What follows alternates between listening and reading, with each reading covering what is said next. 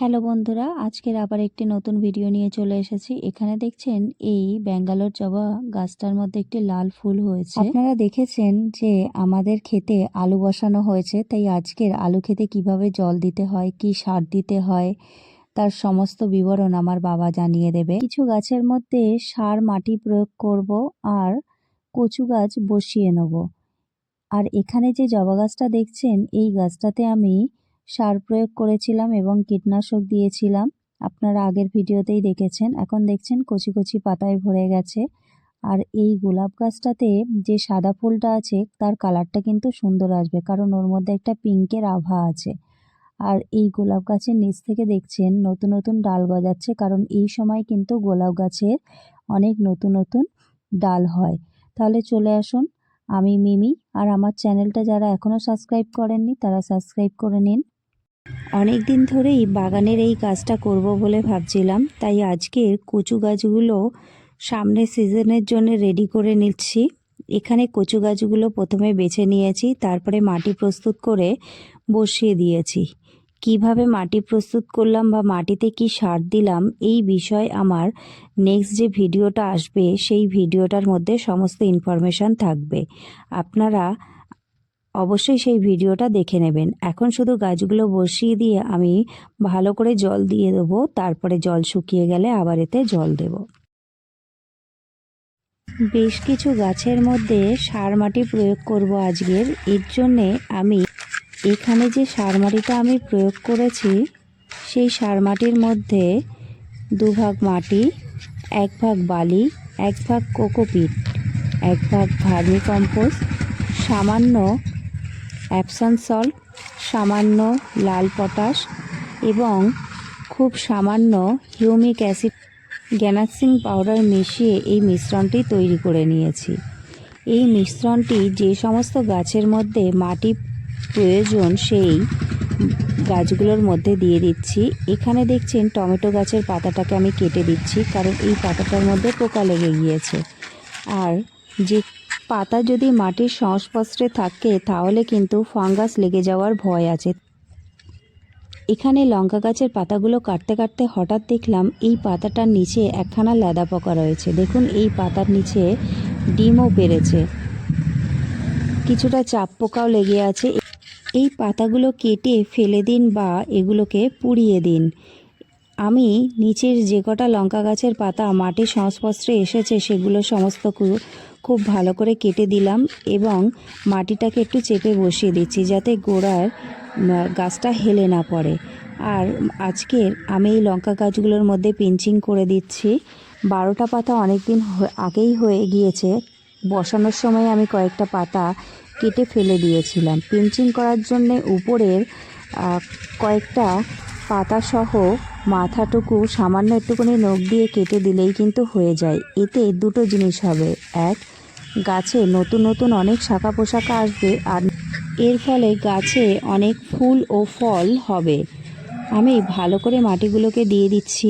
এখানে কপি গাছের পাতাটার মধ্যে আমি হিউমিক অ্যাসিড মিশ্রিত জল দিয়েছিলাম, যার জন্যে উপরে এই বাদামি রঙের ছোপটা পড়ে গিয়েছে। তাই আপনারা যখন হিউমিক অ্যাসিড মিশ্রিত জল ব্যবহার করবেন তখন কিন্তু লক্ষ্য রাখবেন পাতার উপরে যেন না পড়ে।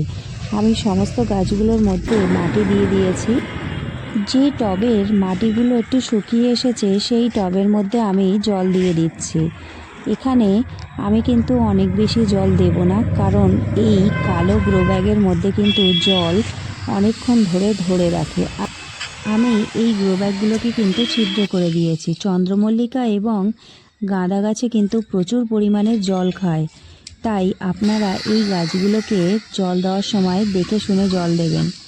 এখানে আমি যে সমস্ত গাছগুলোতে মাটি দিয়েছি সেগুলোতেও আমি সামান্য করে দিয়ে দিচ্ছি। আর প্রত্যেকটা নয়, যে টবে পরিমাণ জল প্রয়োজন একমাত্র সেই টবের মধ্যেই কিন্তু আমি জল দিয়ে দিচ্ছি, কারণ কালকের আমার সার প্রয়োগ করার আছে। আর মাটি যদি ভিজে থাকে তাহলে কিন্তু আমি সার প্রয়োগ করব না। আমি সকালবেলার দিকে দেখব, যদি মাটি শুকিয়ে থাকে তাহলেই কিন্তু আমি এর মধ্যে সার প্রয়োগ করব, নইলে সন্ধেবেলা বা তার পরের দিন আমি এতে সার প্রয়োগ করব। এই স্নেক প্ল্যান্টটাতে আমি ভেবেছিলাম মারাই যাবে, কিন্তু এখন দেখছি না, এর থেকে নতুন নতুন অনেক পাতা ছাড়ছে। কালকের যে গাছটা বসিয়েছিলাম সেই গাছের মধ্যেও আমি সামান্য জল দিয়ে দিচ্ছি। খুব দ্রুত আমি চন্দ্রমল্লিকা এবং গাঁদা গাছের মধ্যে খোল পচানো সারটা প্রয়োগ করব, কারণ খোল পচানো সার কিন্তু এই দুটো গাছ খুবই পছন্দ করে।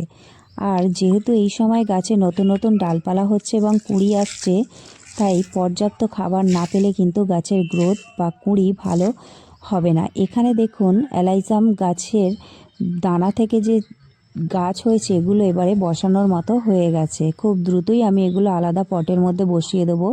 এখানে কিছুটা আলুর খোলা ফেলে দেওয়া হয়েছিল, দেখুন সেই আলুর খোলা থেকে কিন্তু গাছ হয়ে গেছে। এগুলোও আমি পরে বসিয়ে নেব।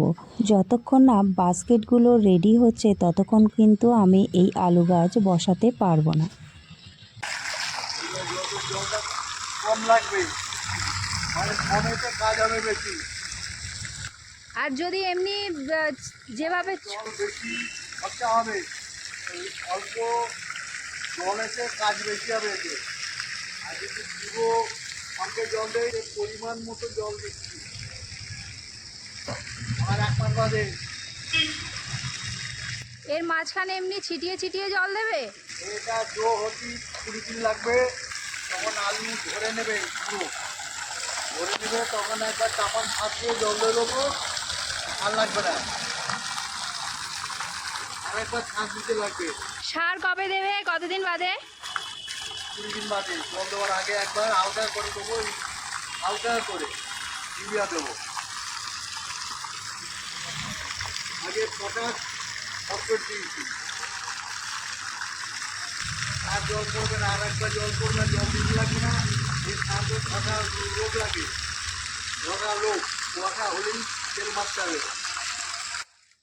প্রতি বছরে আমাদের এইখানে এই জায়গাটাতে আলুটা চাষ করা হয় নিজেদের খাওয়ার জন্যে। আপনারা আমার আগের ভিডিওটার মধ্যেই দেখেছেন আমি গাছের মধ্যে কীটনাশক প্রয়োগ করেছিলাম। বাবা এখন প্রত্যেকটা গাছের পাতাগুলো উল্টে উল্টে দেখছে ঠিকঠাক করলাম কিনা, কারণ এই সমস্ত কাজগুলো বাবাই করে। কালকের বাবার শরীরটা ভালো ছিল না বলেই কাজটাকে আমাকে করতে হয়েছিল। সাদা ইয়ে, এটা পোকা।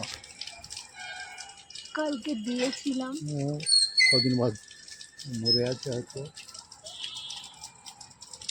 এই যে বেঁকে গেছে তো, বেঁকে গেছে মানে মরেছে মনে হয়, আবার সময় দিতে হবে। এই যে পোকায় খেয়ে যাবে, যার ফলে এটাই বেঁকে গেছে।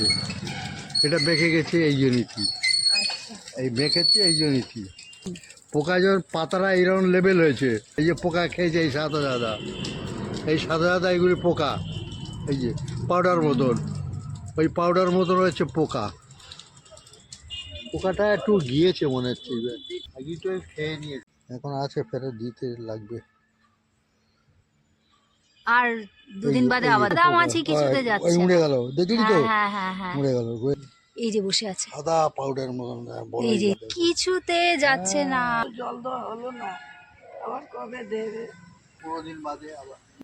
আলু ক্ষেতে সম্পূর্ণ জলটা দেওয়া হয়নি, কারণ দিতে দিতেই মোটর ছাপিয়ে গিয়েছে, সেই জন্য এখানেই বন্ধ করে দেওয়া হয়েছে।